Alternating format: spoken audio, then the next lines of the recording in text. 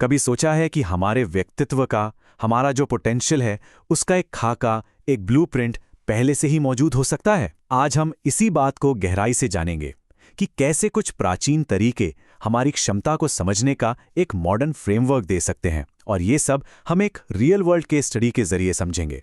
जरा सोचिए, क्या ये मुमकिन है कि हमारे अपने शरीर और हमारी जन्म की तारीख में हमारी लाइफ का एक पर्सनल मैप छिपा हो? आज हम इसी आइडिया को सेंटर में रखकर अलग अलग एनालिसिस सिस्टम्स के संगम को देखेंगे कि वो मिलकर क्या बताते हैं। तो हमारा आज का सफर कुछ ऐसा रहेगा। सबसे पहले एक होलिस्टिक लाइफ ब्लूप्रिंट को समझेंगे, फिर कोर पर्सनैलिटी को डिकोड करेंगे, उसके बाद लाइफ के पोटेंशियल की मैपिंग करेंगे, फिर ग्रोथ के लिए एक टूल किट पर बात होगी, और आखिर में सक्सेस के लिए कुछ सिंपल स्टेप्स जानेंगे। आज की हमारी केस स्टडी हैं दिव्यांश, जिनका जन्म 17 नवंबर 2010 को हुआ। हम उनके फेस, पाम्स और न्यूमरोलॉजी, इन तीनों के एनालिसिस को मिलाकर एक गाइड तैयार करेंगे। पर हाँ, एक बात जरूर याद रखनी है, ये कोई भविष्यवाणी नहीं है, बल्कि ये एक रिफ्लेक्टिव गाइडेंस है। देखिए, इस पूरे एनालिसिस का मकसद सिर्फ और सिर्फ पॉजिटिव गाइडेंस देना है, किसी को एम्पावर करना है। इसका लक्ष्य पोटेंशियल और ग्रोथ पर फोकस करना है, ना कि किसी भी तरह का डर पैदा करना। तो चलिए अब दिव्यांश के व्यक्तित्व की परतों को खोलते हैं। उनके चेहरे, हथेली और अंकों से हम उनके बेसिक नेचर की एक गहरी समझ बनाएंगे और देखेंगे कि ये तीनों चीजें मिलकर क्या कहानी बताती हैं। चेहरे की बनावट को समझना वाकई कितना दिलचस्प है।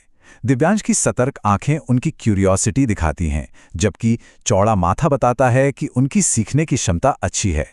सीधी भौहें इशारा करती हैं कि वो प्रैक्टिकल सोचते हैं, और ओवल फेस शेप उनके शांत स्वभाव को दिखाता है। अच्छा, अब हथेली की रेखाओं पर नजर डालते हैं। लंबी और थोड़ी ढलान वाली मस्तिष्क रेखा यानी हेडलाइन लॉजिक और इमेजिनेशन का एक बेहतरीन कॉम्बिनेशन दिखाती है, और balanced heart line emotional stability का संकेत है, जिससे पता चलता है कि ये कुछ ही करीबी दोस्त बनाते हैं पर रिश्ते दिल से निभाते हैं। अब आते हैं अंकों की दुनिया में। दिव्यांश की जन्म तारीख है 17, जिसका जोड़ यानी 1 + 7 बनता है 8। तो ये हुई उनकी जन्म संख्या या बर्थ नंबर। अंक 8 ये अपने आप में बहुत पावरफुल है। ये लीडरशिप, डिटर्मिनेशन और जिम्मेदारी की भावना को दिखाता है। अक्सर इस अंक वाले लोग, खासकर बच्चे, अपनी उम्र से ज्यादा मैच्योर लगते हैं। तो पर्सनालिटी को समझने के बाद अब ये देखते हैं कि ये सारे गुण फ्यूचर में करियर और लाइफ के रास्ते को कैसे शेप दे सकते हैं और कौन से फील्ड्स में मजबूती ला सकते हैं। बर्थ नंबर के बाद आता है जीवन का शायद सबसे इंपॉर्टेंट अंक, लाइफ पाथ नंबर। ये पूरी जन्म तिथि को जोड़कर मिलता है, और दिव्यांश के लिए ये अंक है 4। देखिए, लाइफ पाथ 4 का मतलब है डिसिप्लिन, स्ट्रक्चर्ड थिंकिंग और एक प्रैक्टिकल माइंडसेट। ऐसे लोगों को सफलता आमतौर पर लगातार मेहनत, कंसिस्टेंसी और सही प्लानिंग से ही मिलती है। और सबसे दिलचस्प बात यह है कि यही एनर्जी टैरो में भी दिखती है। लाइफ पाथ 4 का आर्केटाइप है द एम्परर कार्ड, जो ठीक उसी तरह स्ट्रक्चर, डिसिप्लिन और लीडरशिप का प्रतीक है। ये दिखाता है कि कैसे अलग अलग सिस्टम एक ही सच की ओर इशारा करते हैं। तो अगर इन सभी चीज़ों को एक साथ रख कर देखें तो कुछ करियर फील्ड्स नेचुरली सबसे ज़्यादा सूट करते हैं, जैसे इंजीनियरिंग या कंप्यूटर साइंस जैसे टेक्निकल फील्ड्स, मैनेजमेंट जैसे स्ट्रेटेजिक फील्ड्स, या फिर आर्किटेक्चर जैसे क्रिएटिव एनालिटिकल फील्ड्स। अब हम एक टूल किट की बात करेंगे। यहाँ स्पिरिचुअल प्रैक्टिसेस को किसी कठोर नियम की तरह नहीं, बल्कि कंसंट्रेशन और कॉन्फिडेंस बढ़ाने वाले प्रैक्टिकल टूल्स के रूप में देखा गया है। तो इस टूल किट में 2 सोर्स डेइटीज का सुझाव है।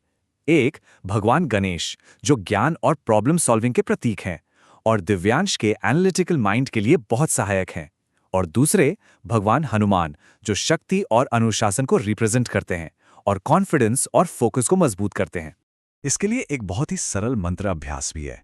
सुबह 11 बार गणेश मंत्र का जाप सोच में क्लैरिटी लाने और कंसंट्रेशन में मदद करता है, और शाम को 11 बार हनुमान मंत्र का जाप हिम्मत और डिसिप्लिन को बढ़ाता है।